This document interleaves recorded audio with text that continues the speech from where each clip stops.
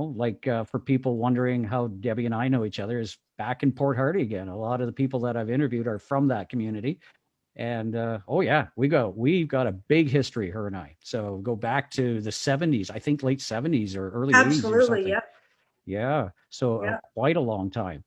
Yes. And have been always good friends, always partied, and always had that comfort zone around each other. I always recall, just take each other as they are. And that's what I've always Absolutely. admired about you. You just as they are, there's no judgment. You say what you want. Oh, well, it's just Mike or that's just Debbie, but you were always quiet. I've always known you to be kind of quiet and just that smile right there, always laughing and going along with everything. So, Yep, but that's yeah, pretty much me. yeah. So Yeah. after high school, I know we stayed in touch and then we kind of drifted because I left after a while due to radio. But what happened to you after high school? Did you know I trained Ben Perlini to win the championship belt? I was the Wait a sec. manager and trainer. Yes, because he was from Port Hardy and Right. heavyweight boxing champion of Canada for a little while. Yeah, but I Absolutely. forgot about that. That's right. You did. Yes, train I him. trained him. I managed him. I set up the fights. I did the contracts. I did it all. My thing was to do the work for him was, okay, we have to go to Ronald McDonald's house, Easter Seal House, bring teddy bears to the kids, give them hope. That was my half. One of the sports that I've been interested in all these many years is boxing, professional and amateur. So I'm very pleased to meet the latest Canadian heavyweight champion. This is Ben Perlini. This is his manager, Debbie Mallet. She's also his life companion. I don't know how many female managers there are in the fight game.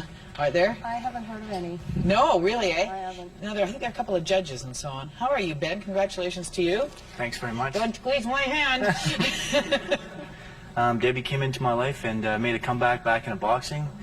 And, I got God on my side. I got a good person with her feet on the ground that supports me in every kind of way. A lot of people don't realize this, but there's some mornings that I wake up and it's snowing out and they got a hurricane and there's rain and stuff like that. She drives behind me with the car. We go for like an hour and a half road work, and she's really supportive. And having somebody really supportive and level-headed behind you, you can go all the way, especially a woman. Especially a woman. Now, why would you get yourself involved with this guy? And you used to, Ned, come along, and you knew him since you were teenagers, eh? Yes, actually, we met when we were 12. We were best friends. We used to go for walks and bike rides all the time. And we kind of lost contact for quite a few years, and I've been looking for him for 14 years. And then I phoned Port Hardy, spoke to my aunt, and she said that he was there, and I went up there a week later. I phoned him that night, had to phone him, and said, I've been looking for you. And I just wanted to say that in the title fight, when Ben came in second round, I do his corner too. And I wiped the blood off his nose, and he looks at it, being an Italian, he goes like this, and he goes out and knocked him out within 20 seconds. Or anything. It's just that, I just have to be a judge of this. You can't start punching thing with your jacket on. Bob and weave and move so it's a hard target, and bang! Hook to the body, hook to the head. Except that he's taller than you are, Evander. Does that matter? Actually, the most unfortunate thing here is I'm the shortest heavyweight in Canada right now. I got married and had a family. Did you? Yeah. Yeah, that's it. Just had it. Just had the family, had the 3 kids. And then moved to Vancouver after that. Oh, no kidding, eh? Yeah. Actually, let's get the kids out of the way. Let's make them famous and start with the oldest. What's their name? Michael Waterman. Oh, Mike no was kidding. my oldest. He's 35. Oh, he's Then I've 35 now. He's 35 now, and now I've got Matthew. He's 34. Nice. And he is the father of my grandson, who's going to be 13 in July. Wow. You So got Mr. a grandchild that's going to be 13. Yeah. You don't even look old enough to be a grandmother, let alone to have a grandchild that's 13. Wow, you've done well. So yeah. Thank you. Okay, so we're we've got a very 13. close. I love Felix. He's Yeah. just the apple of my eye, I tell you. And then I have McKaylee, and she is 31. You showed me a picture of her. That's like the mini me of you. Is she? Oh yeah, she's beautiful. Yeah, you showed me a picture. I was like, Debbie, that's you. She's Wow. got your mouth and your nose, yeah, and your eyes and everything. Yeah, that's. Back in the day when we were young, we had such a great time. Mm-hmm. Just, doing all the different things and buying in your vehicle. I remember your car. Oh, do you? Oh yeah, I remember your car. Yeah. I think everybody does, eh? It was like a party on four wheels, you know? I think so. It was like we all looked after each other. We're like one big happy family, you We know? really did. And there was that trust, you know? Yes. Yeah. And you knew Trust who to was stay away huge, from. Yeah. Yeah. for So, sure. so you remember the car? I do. That's funny. Did I ever let you drive it? Because I think a lot of people drove it. They learned how to drive a standard through those little cars. I drove your car, yes, quite a few times actually. Yeah. Okay. Yeah. Good. When we hung out That's back in the cool. day. Back in the day, yeah, yeah. Gravel roads, trips to Cole Harbor, back and forth, and Thomas Point. Got to remember Thomas Point. Such a beautiful place. Even Yeah. to this day, if I go up there, I have to go there. It's just I do memory too. lane. Yeah, you can't drive there anymore because if you want to see what the world looks like after man has is gone, it's Hmm. all overgrown. That gravel road we all learned how to drive on and Yep. walk out on, and all the stories. You can't drive there anymore. It's all a walking trail now. We used to watch the whales go by, Oh uh, yeah. you know, and just throw rocks off there. We used to catch garter snakes off that little hill there. Oh, there was a Couple, lot, wasn't there? oh yeah, a couple of people fell I into was that just gonna hole. say that they fell through the hole as well. Quite a few people actually. And what did you do in Vancouver? What made you move there? My parents live there. My mom and dad moved to Vancouver. My sister lives there. My grandmother lived there. So basically family. I just Okay, went to family. okay. Yeah, Is that where you kind of just restarting life? Is that why pretty other much. yeah, got Yeah. tired of the island? That was it, had enough? Uh, no, I think it's just going through, the young adult stage. Port Hardy was too small. So it was Yeah. time to go and learn.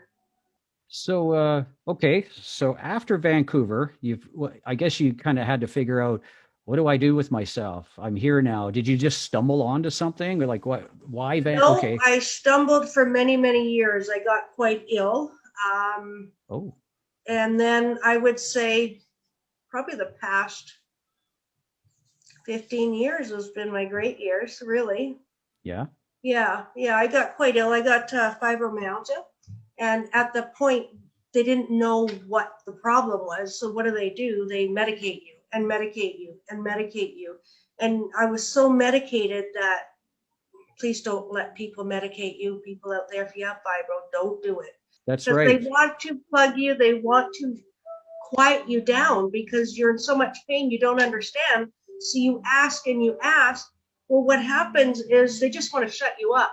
That's like it just happens too much. So Hmm. they had me on, I would say, about 20 different medications, trying to control this pain that I was in, and seeing the neurologist and everything else. So I let them do that. Well, I'll tell you, about 15 years ago, I'm like, no, actually, even less. Probably 12 years ago. I said, no, that's enough. And I went off everything. Really? Cold turkey. No, I'm smart. I went slow. I took my time, and if one was 2 a day, I would go to 1.5 a day, and then down to 1 a day, and then a half. I did it myself because I Hmm. would walk into the doctor's office and here's 3 bottles. I am finished this. Do not repeat that. I don't want it. I can imagine the look of the doctor's face. He calls me his walking miracle. Yeah. Yeah. Just before he retired, he said, I don't know. You're just a miracle in life. You have a drive to live. Wow. Yes, I sure do. That is cool. That's cool to Yeah. know. Yeah. Wow. And now So I'm battling Graves' disease. you're kidding. No, Okay. What no. is Graves' disease? Graves' disease is your thyroid. I used to be hypothyroid. I went into the hospital and they did a scan on my heart because we didn't understand why my heart's beating the way it was. So they did the contrast and they shot me. They missed the picture, so they shot me again with the contrast. That threw me into Graves' disease, threw my thyroid into hyperthyroid. So I did a complete flip. Wow. Yeah, and within 3 weeks, I think, yeah, I'd say about 3 weeks, I lost 60 pounds. Boom, gone. Couldn't control 60 it. pounds. Yeah. That's like a small person. Yes. Really, it Yeah. is. Wow. Good for Yeah, because you. the hypo made me go a little bit bigger. And Okay. then I was, of course, trying to lose it. And then this just kicked it. And now I'm back to normal. I feel great. Well, you look good. Yeah, I would have never ever suspected that you had these ailments. Yeah, Just to back up, like when you were laying off these drugs, was it more of a mental thing that overpowered the drug? Say, I'm going to absolutely. do this, I'm going to do this, and kept telling yourself and That's blocking right. out all negativity, that kind of thing? Absolutely. I had to. Okay, I so what had did you to do? What because were your steps to overcome this? I'm a survivor, not a victim. That's what Ah, I kept saying to myself. I'm a survivor. I'm not a victim through all this stuff that I went through. I went wow. through a lot of stuff in my time, a lot. Yeah, And I'm great now. Yeah.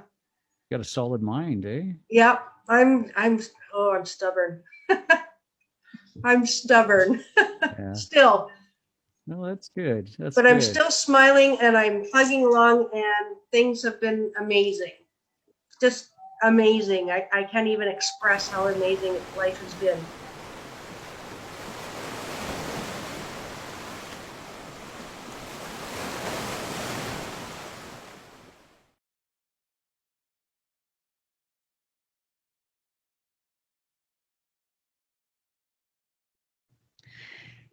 All right, CR, you are complaining that you want things right now, that you want to know the answer or have a quick fix to something, and it's hard for you to take time.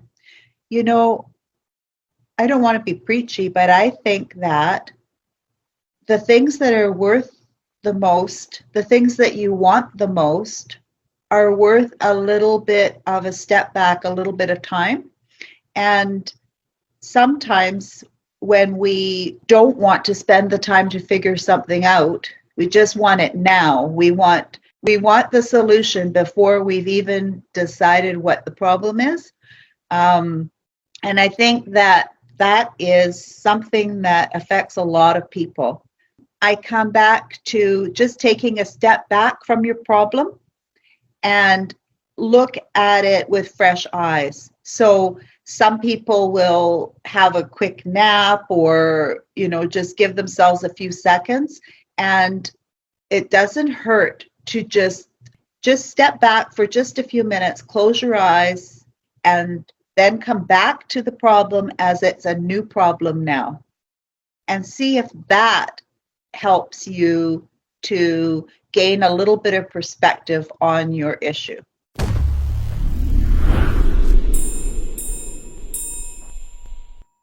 Do you use visualization? I meditate every night at bedtime. Really? Always meditating, yes. We're warming up. And like I was telling Debbie here earlier, for those of you just tuning in, we don't really rehearse what we're going to talk about. These are friends of mine that we used to hang out together, and time has gone by. Like we're talking 30, 40 years, that has gone by, and you used to know them.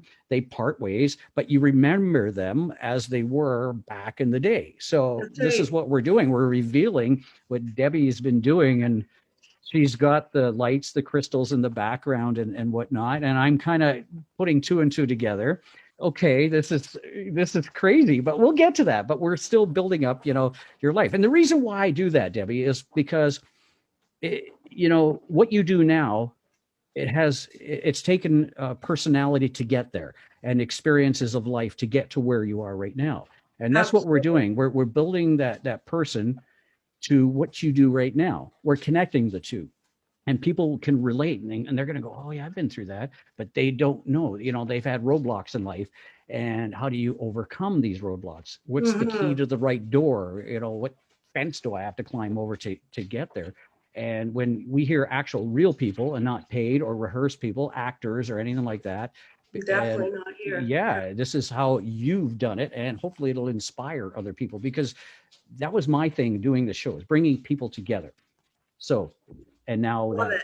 yeah, and so I think it's a good thing, because you're revealing your steps to overcoming things in life, and this is cool to hear. So, and we're going to lead up to this exciting new thing that you're doing. So, okay, so All of everything in my life is who I am today. mhm, I have to tell you, things that happened to me in my life all make sense now. Mhm. You'll find out soon. On the next episode. Do you find when you walk into places now, people are attracted to you? Do you find them looking at you a lot? Yes, And probably with that curious look, like, where do I know you from? Or what is it about you? Do you get that? all the time. Yeah. Yes, especially children, especially babies, they stare at you, but they can see through you. Yeah. Children can see what's going on and who you are. That's true. That is so They true. really do. Yeah. Especially female babies. Yes.